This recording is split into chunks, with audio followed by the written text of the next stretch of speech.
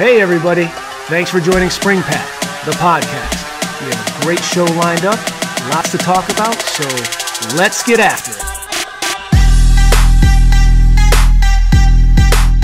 Hey everyone, thanks for joining another episode of SpringPath, the podcast. Today we're going to learn about UMass Boston, and we have a special guest with us here to represent the school, Alexandra Bernardo. Hey Alexandra, thanks for joining us. Thank you, it's great to be here. Yeah, so you and I had, we covered a lot of stuff offline when we were talking, and I really wanted to know and understand better, how does someone for a love of the film industry and dance wind up in this particular role helping students with admissions? Sure. So I grew up on Cape Cod, went to a very small school, kindergarten through 12th grade.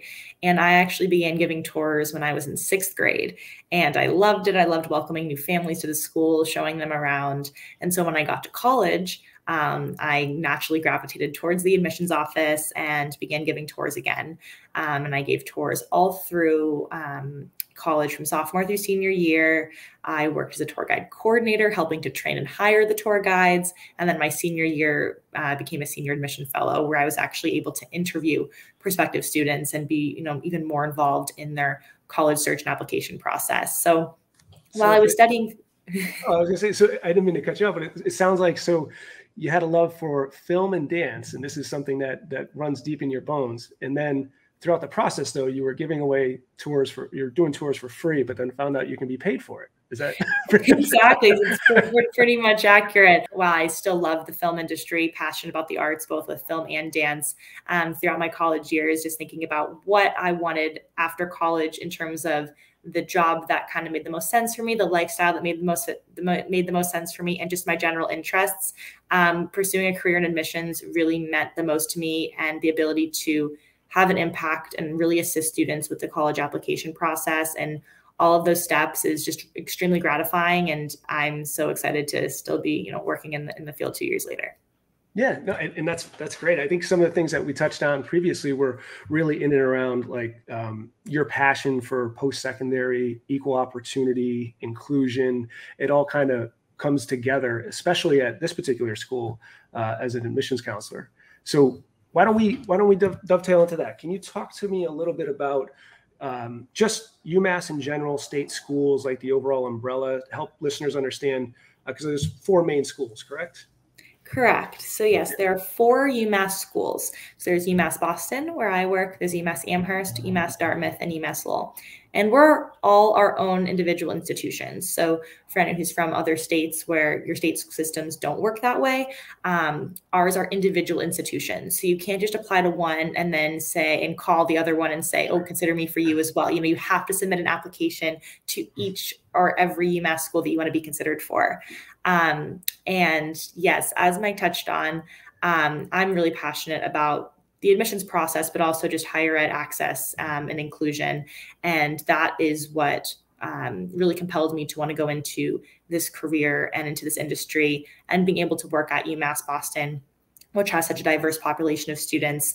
It has been such an incredible opportunity for me to work here, but also to see the incredible things the school is doing to continue to grow and foster such a diverse and inclusive environment.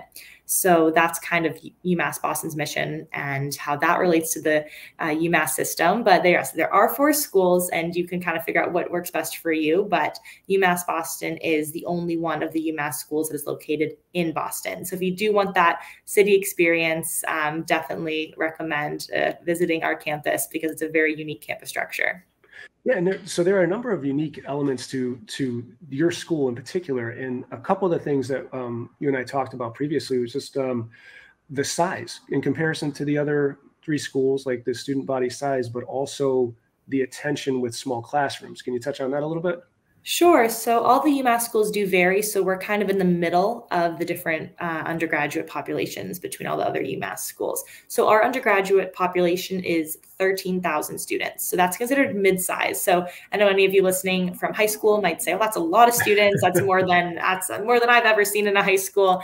And it is, but in the realm of colleges and universities, 13,000 is still considered middle. And as it relates to the other UMass schools, it also is in the middle. So how that works, though, is it definitely is not as daunting as that might sound, because for a couple of reasons. One is our average class size is just 28 students. and our student to faculty ratio is just 17:1. So our students are getting so much individualized support from their professors, from each other, getting to really feel comfortable speaking up in class and participating, given that most classes are discussion-based rather than lectures. And all of our 100 and 200 level classes also offer tutoring. So you're getting a lot of individualized attention and a lot of extra academic resources outside of the classroom. So that really helps foster kind of a really inclusive culture for our students, really participatory, and allowing our students to get everything they need academically as well. And in terms of our location, which definitely sets us apart from pretty much every school, is that we're in Boston, but we're located on the Columbia Point Peninsula, which is where the JFK Library is. So we have an 120-acre campus, but are still located in Boston. Most times if you're going to look at schools in the city, you don't really get to have a campus because that's kind of the price you pay for getting to go to school in a convenient location. Well, at UMass Boston, you get all of those perks for going to school in the city. You can ride the T and go to sports games, restaurants, concerts, internships, but you're still having this kind of quiet college community and that quintessential college campus feel that you might get in a more rural environment, yet you're getting it in the city of Boston. Yeah, no, that's great. So let's get in a little bit to some of these statistics about diversity, because on the grand scheme of things across the national table or platform, UMass Boston is one of the top and most diverse schools in the country. Definitely. So UMass Boston is the most diverse school in the city of Boston and the most diverse school in New England. And then we are the third most diverse four-year school in the entire country. And that's because for a multitude of different reasons, but over 60% of our students are students of color. 13% of our students are international students, and over half of our students are first-generation college students, meaning they are the first in their families to go to college. We have students from all 50 states, over 100 different countries, students coming from different ages. So some are coming directly from high school, some have taken a few years off, some are starting college for the first time, a few years later. So we have students who have just so many different backgrounds, and that also creates diversity of thought. So both academically and socially, being able to approach a problem or a situation with your own life experience and kind of a makeup of who you are, your identity, it allows students to see things, approach in different ways, see people, see situations differently. And by having such a diverse student body, it really enhances the college experience for all of our students. And it creates a culture of very dedicated students who are very committed to making the community and world a better place. Because when things happen, and whether it's locally or globally, with such a diverse campus, there's probably someone on this campus who shares an identity with some global event. It makes things feel a lot more close to home when things happen on our campus or when things happen in the world, because our campus and community is so connected to so many different types of things, whether it's social issues, political issues, a lot of different things. And it creates a campus full of dedicated students to kind of speaking out, advocating to make the world a better place. Oh yeah, no, and based on those statistics, when you bring so many people with different diverse backgrounds to the table, I think you said it, like the diversity of thought, how people approach a certain challenge or a problem or even a project. You get so many different lenses, I would say, different viewpoints that help you to start see things differently as well. Exactly. And that kind of dovetails into, the whole concept of, Boston, UMass Boston being one of the only public or research universities, or one of the top ones, right? What is the? Yes, so we are Boston's only public research university. Yes. So, not every school is able to be a research university, and we are given the funding and commitment that we make towards research constantly on our campus. But we're the only public research university in Boston. So if research is important to you, we have a lot of research projects going on and are constantly putting millions of dollars of funding into our various projects. So students can be part of a research project, not just when they're upperclassmen, but they can be involved in research at any point in their 4 years. We have a partnership with Dana-Farber to have a research facility right on our campus. So that gives students the opportunity to work with individuals from one of the nation's top hospitals right on our campus. And being on the water, we also have a boat that we take out, do a lot of marine biology research in the surrounding waters and surrounding shores and islands around our campus. And another prominent research facility that we have is our field station on Nantucket, where a lot of students get to go and conduct research and spend time doing a lot of coastal research as well. So you can see a trend here. We do a lot with medical research, a lot with wildlife and marine bio, just given our campus's location and commitment to, keeping sustainability as much as possible. No, and yeah, exactly. And that's exactly what students and parents should keep in mind when they're doing their research is, what kind of opportunity can be found, or, a campus like this, the uniqueness of it, the research facilities, it just breeds opportunity for a student going there to take that next step and to look at where they're going to take their career and what they can be involved in. And I think it's fantastic. I would, if I can do it again, I'd like to visit. Because I think it would be fun. All right. So with that, let's talk about, exactly that, the opportunities that students have in opening the door and basically getting out of their dorm room, getting involved. What are some of the offerings that UMass Boston provides to help students start to network and connect? Sure. So UMass Boston has over 100 clubs and organizations. So there's a lot to be involved in. In terms of athletics, we are Division III. So if you do want to play a varsity sport, you can do that at UMass Boston. We do have a recruitment process, even though we are D3. So if you are interested, you can visit our Beacon Athletics webpage and get connected with the coach to start thinking about that. But if you want to play a sport not at the varsity level, that's too much of a time commitment or just too rigorous for you, we also have intramural and club sports. So we have a lot of different ways to be involved in sports. But outside of athletics, we have a lot of other clubs as well. We have like a chess club, a robotics club. We have a Minecraft club. We have different political clubs, cultural clubs. So these students can connect with other individuals who share kind of political views with them or come from a similar race or ethnicity and kind of embrace their cultures. So a lot of different clubs related to different identities as well, which again speaks to our diverse campus. And if there's a club that we don't have that you want to see, you can start your own club too. And all that you need to do to start that is 15 student signatures and a club advisor. And then you can receive school funding and be on the official webpage for student clubs. So there's a ton of ways to get involved. And I really encourage students to get involved. As you were saying, it's the best way to kind of, ensure success at college, aside from, doing your homework and showing up to class, is getting involved, because that's how you can meet more people, find individuals with common interests, try something new. And, clubs, aside from the varsity sports, clubs are a pretty low commitment. You can try one out. You can be in multiple. You can go to a meeting, say, this one doesn't really vibe with me as much, and you can switch. So it's a really low commitment and a great way to try things out and find what you like, and definitely meet some friends along the way.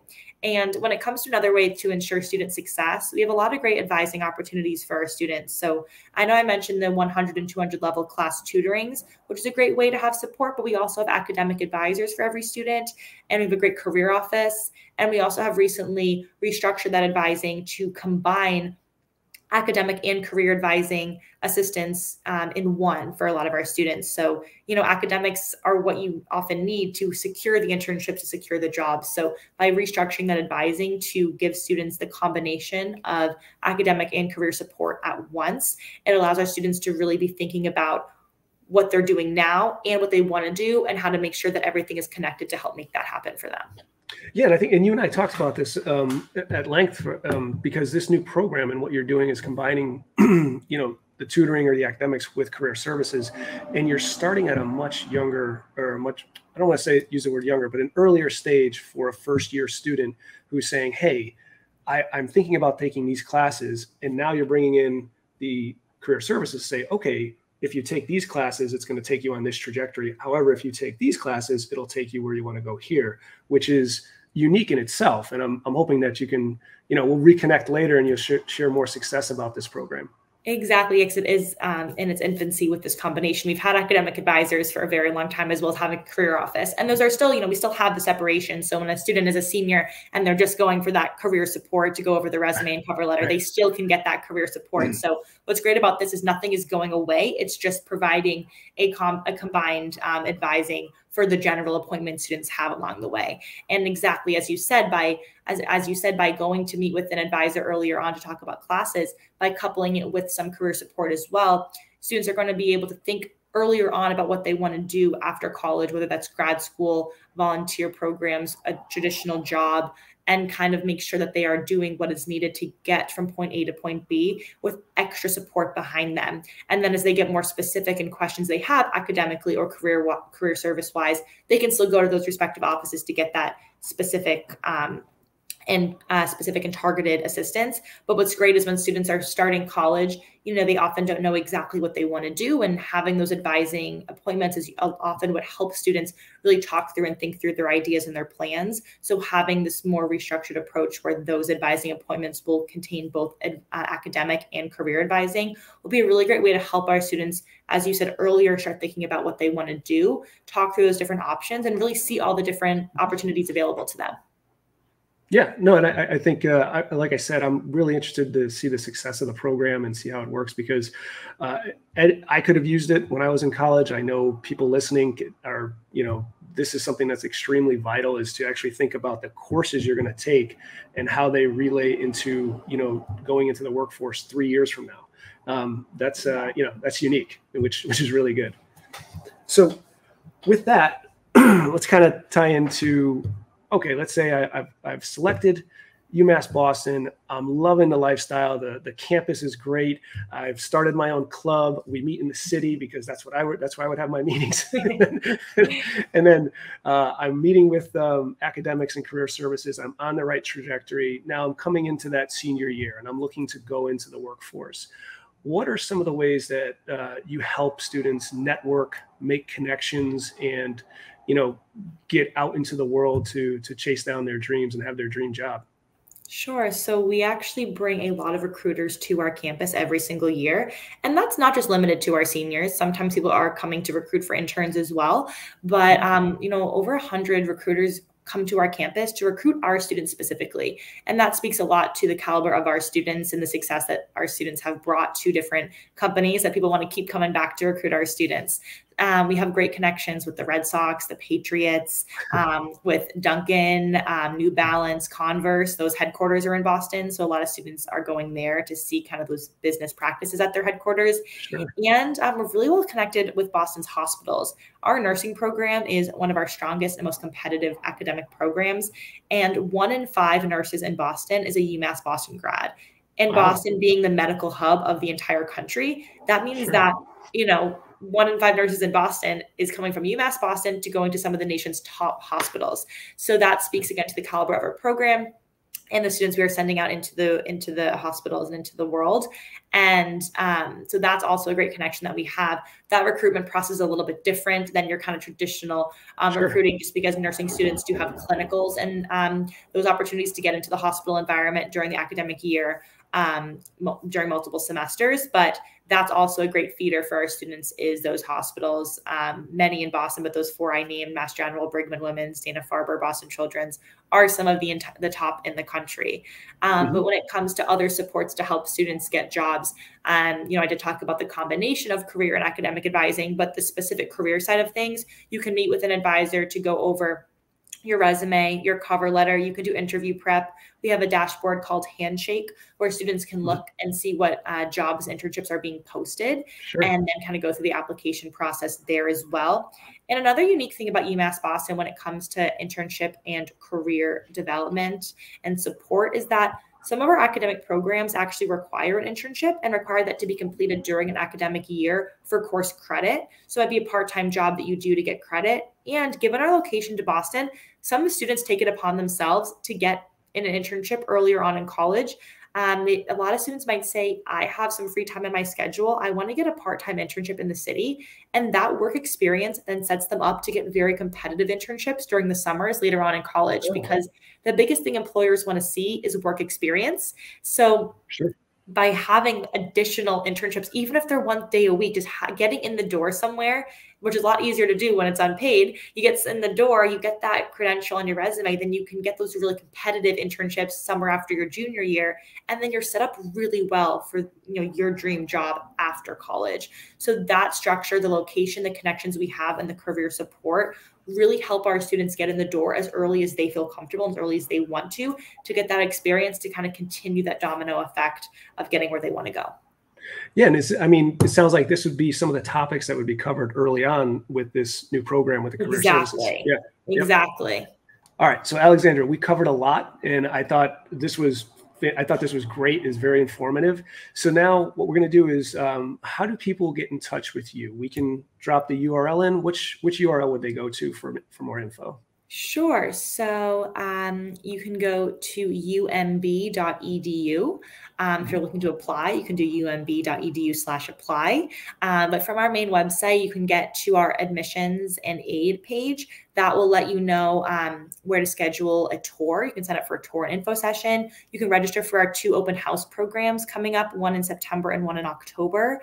And if you wanted to email me, you can email me. My email is just alexandra.bernardo@umb.edu. So pretty much just my name, period in the middle. And you can schedule an individual appointment with me or any of the other counselors through that same admissions page as well. And that's where you can gather more information. Perfect. And we're going to drop all that information in the description below.